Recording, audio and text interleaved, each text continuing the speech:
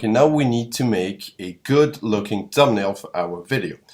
So this is only important with in-display videos because those are going to appear on someone's search results, and that's the only place where the thumbnail is going to display. Whereas with in-stream ads, no display are necessary. So a good thumbnail obviously is a thumbnail that's going to allow you to get as high of a click-through rate as possible. That means that for every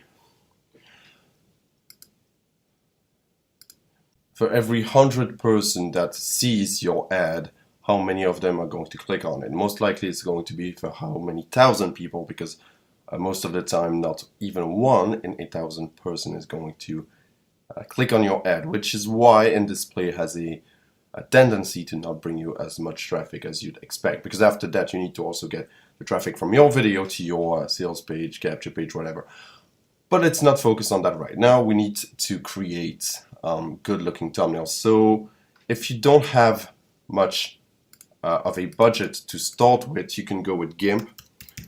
It's a very good image editor and it's 100% free, so that's I think that's a good indicator, and honestly it's quite good. I've not tried it recently. Last time I tried it was a couple of years ago, and honestly it was good enough, you know, to make thumbnails.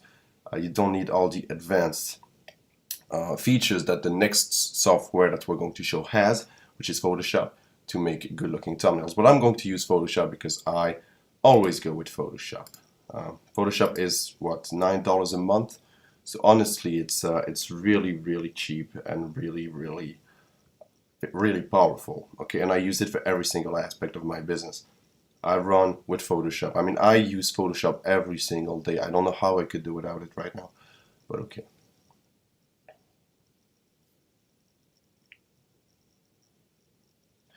Alright, so the image for a thumbnail, you need to notice, is 1280 by 720 pixels, that is, okay? So let's go with pixels, create a new. By the way, you just need to click on new here, create 1280 by 720 pixels, white. Okay, let's click on OK. And the way I like to do my thumbnails is I like to put some text in my thumbnails, because I found that people do read, of course, the title and the tagline, but really they also look at the image. So what are the good elements of a good thumbnail? First off, that's just my opinion, but well, it's not really my opinion because I get a good click-through rate on all my ads, so I'm guessing wouldn't say it's an opinion, it's a fact. A bright and colorful background really makes a lot of difference. And you'd be surprised, because the way I split test my thumbnails, but we're going to talk about split testing later on the course, but the way I split test my thumbnails most of the time is I just change the background to start with. I change the background, and you'd be surprised at the difference in click-through rate between a red background and a green background, or a purple background. Honestly, sometimes it's double the click-through rate. So you might think it's not important, but optimizing is very important. It's later down the course. Right now, I just want to find a bright, colorful background. So let's go with, let's say, purple. I don't know why, but I found that purple works well. But you need to think about the product. For example, if I had an ad about how to run Facebook ads, or how to create a Facebook ad store, which I do, then you need to think that maybe a blue background, a Facebook blue background, would be better. Okay, so that's going to be up to you to decide right here. Okay, so purple background, like this one. Now, most of the time you need to go and ask someone for their permission to use it. But I'm not going to post that image. Okay, I'm not going to use it for commercial purposes. It's never going to leave my computer, so I think that's okay for me to use that background. Go with this. Okay, so the background is high quality, which is good to know, and it's the exact size. Nice. Okay, so with that background, you see it's quite colorful. I'm going to add an image. What I think finds works best is one image or a logo and then a piece of text, a bright piece of text. So for my example ad, which is going to be about creating my product and affiliate marketing, etc., I'm going to go with a big pot of gold. I don't know why I like that image. Again, guys, it doesn't need to be too related to what you're teaching, yeah, right? The pot of gold isn't obvious when you think about affiliate marketing. The idea here is to get clicks. Okay, it's to get clicks. If your subject, your topic is boring, make it less boring. So let me find something here. Literally, that's how I do all of my ads. Okay, I literally just spend time just trying to find nice images to put into my this is good. Okay, adding that pot of gold right here.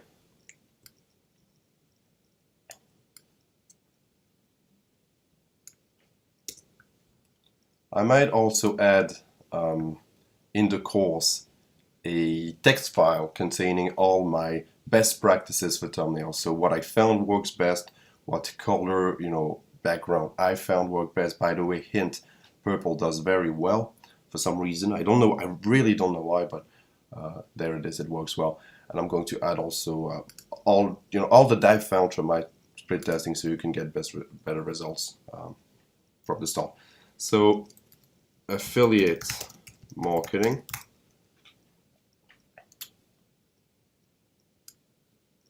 In just 30 minutes.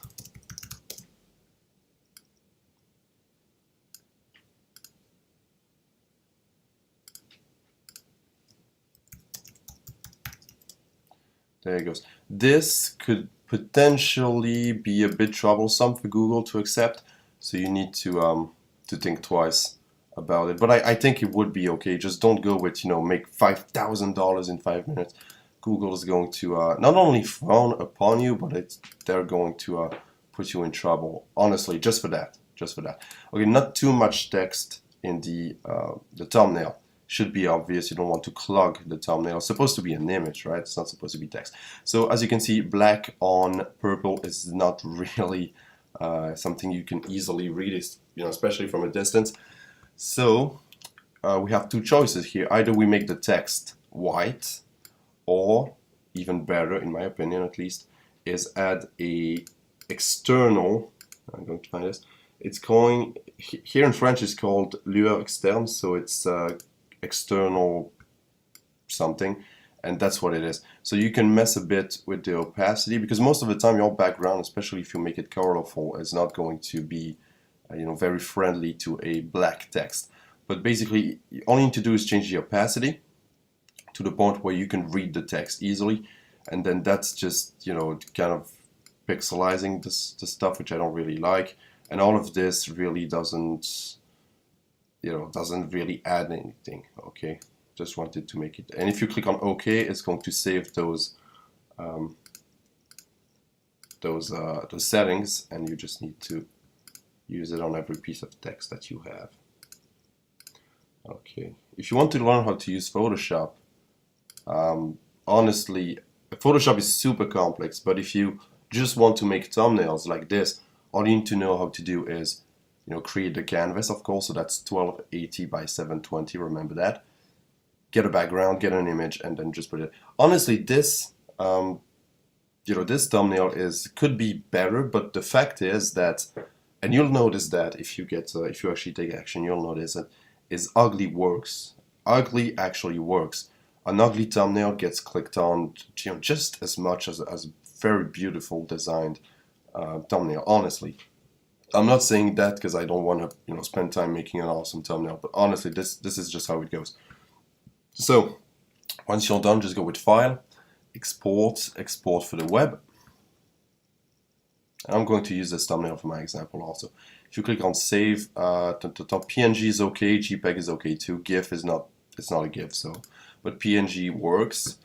All of this, look, if you don't know, don't touch it, because if you click on Save, it's just going to be good enough like that. Save, and then you can either keep the file or throw it away. But that's how the thumbnail looks now. Ta-da! So easy thumbnail, honestly. Couple things you could add would be, for example, an arrow, pointing towards the text, or less text and a big, for example, click me or click here. That could work. I haven't seen that work too well, but I guess it could. So yeah, that's for creating a thumbnail. Don't waste your time on it. And what I would do, again, for split testing purposes, but we're going to show you that in the future videos, how to split test.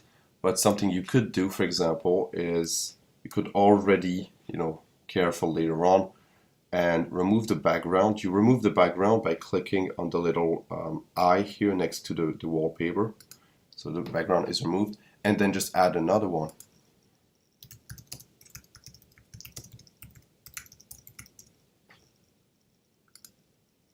Alright, I'm going to choose blue metallic just because I like it. I don't know if it's going to do well, but I like it, so I'm going to use it. That one has a watermark, but the watermark is so, so you can't even see it, so that's okay, I guess. And then just add it here. Again, I'm not going to use that exact image for my example because I haven't checked the rights on the backgrounds and the images, but I'm going to make another one that looks just like that. So like this, and then you need to, because now you can't see anything, but you need to go here down, right, to the timeline, and you need to take everything, every effect, and make them go above this one. Or you can take this one and slide it all the way down, because that's basically the order in which the items are placed. And if you place it right here, you should see everything just fine. Okay, so I'm also going to save this one under another name, and we're going to split test both to see which one gets the most clicks. And you might think this is just details, right? It can't be much of a difference, but I guarantee you a simple detail can change everything, and you'll never know why. You'll never know why. You'll think, why is this blue background converting so much better than my purple background? And that's just one of the mysteries of paid advertising. But anyways, thank you guys for watching. Don't spend too much time creating your thumbnails. We have much better things to do. And I'll see you guys in the next video.